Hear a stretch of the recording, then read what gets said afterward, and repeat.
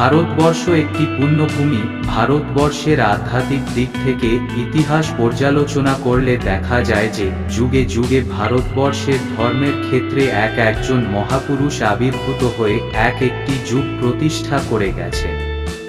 শ্রী শ্রী ঠাকুর অনুকূলচন্দ্র ছিলেন এমনই এক মহাপুরুষ, যিনি ধর্মের সঙ্গে কর্মকে সমন্বিত করে গেছেন। মানুষের প্রাত্যহিক জীবন কর্মের মধ্য দিয়ে ধর্মের সত্যকে রূপায়িত করে তোলার কতকগুলি সুনির্দিষ্ট পথ দেখিয়ে দেন। এদিক দিয়ে ঠাকুর নিঃসন্দেহে এক বিশেষ যুগ প্রয়োজন সিদ্ধ করে যান এবং মানুষের বহু আত্মিক সমস্যার সমাধান করে যান। শ্রী শ্রী ঠাকুরের আধ্যাত্মিক বাণী বহু মানুষকে মুগ্ধ করত। আজও সে সব সমানভাবে প্রাসঙ্গিক। দেওঘরে সৎসঙ্গের প্রতিষ্ঠাতা ছিলেন তিনি।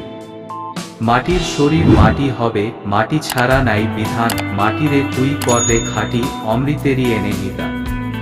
কেউ যদি তোমার নিন্দা করে করুক, কিন্তু খেয়াল রেখো তোমার চলন চরিত্রে নিন্দনীয় কিছু যেন কোনো ক্রমে স্থিতিলাভ করতে না পারে, তাহলে নিন্দা ব্যর্থ হয়ে উঠবে এমনিতে। অশিক্ষিতকে শিক্ষা দেওয়া বরং অনেক সোজা হয়, কুশিক্ষিতদের শিক্ষক হওয়া সেটাই কঠিন কাজ, সোজা নয়। যতই পরের দোষ দিবি, তুই নিজের যা দোষ এড়াতে পেয়ে বসবে, সে দোষ তোমায় দেবে না বা বাড়াতে। সহিতে তুমি না পারো যদি অন্যের কটু ব্যবহার, কেমন করে সইবে তারা তোমার তিক্ত অত্যাচার। কাউকে যদি বলিস কিছু সংশোধনের তরে, গোপনে তাকে বুঝিয়ে বলিস সমবেদনা ভরে।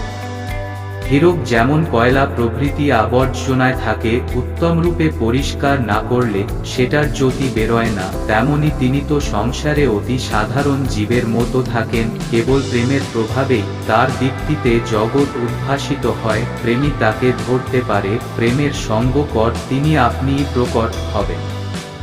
কারো সাহায্য যখন তুমি না পাও, তখন পিতার কাছে যাও, সে তার সর্বস্ব বিলিয়ে দিয়ে তোমাকে সাহায্য করতে প্রস্তুত থাকবে। কৃতজ্ঞতাবোধ থাকতে হবে, নচেত অমানুষ সেই সন্তান। তোমার মন যত নির্মল হবে, তোমার চোখ ততই নির্মল হবে, আর জগৎটা তোমার নিকট নির্মল হয়ে ভেসে উঠবে। তুমি যাই দেখো না কেন, অন্তরের সহিত দেখাই সর্বাগ্রে তার ভালোটুকুই দেখতে চেষ্টা করো, আর এই অভ্যাস তুমি মজ্জাগত করে ফেলো। হিন্দু ধর্ম, মুসলমান ধর্ম, খ্রিস্টান ধর্ম, বৌদ্ধ ধর্ম ইত্যাদি কথা আমার মতে ভুল, বরং ও সবগুলি একটি মত।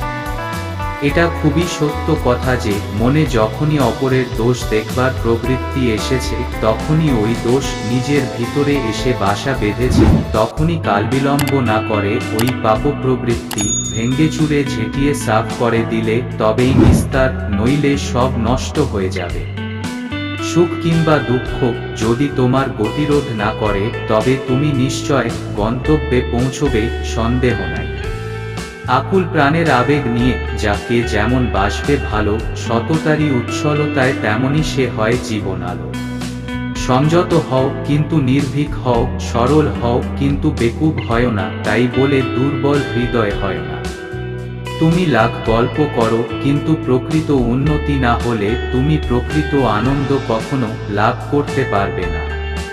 যে খেয়াল বিবেকের অনুচর, তারই অনুসরণ করো, মঙ্গলের অধিকারী হবে। সরল ব্যক্তি ঊর্ধ্বদৃষ্টি সম্পন্ন চাতকের মতো, কপটি নিম্নদৃষ্টি সম্পন্ন শকুনের মতো। ছোট হও কিন্তু লক্ষ্য উচ্চ হোক, বড় ও উচ্চ হয়ে নিম্ন দৃষ্টি সম্পন্ন শকুনের মতো হওয়ায় লাভ কি? তুমি লাখ গল্প করো, কিন্তু প্রকৃত উন্নতি না হলে তুমি প্রকৃত আনন্দ কখনো লাভ করতে পারবে না।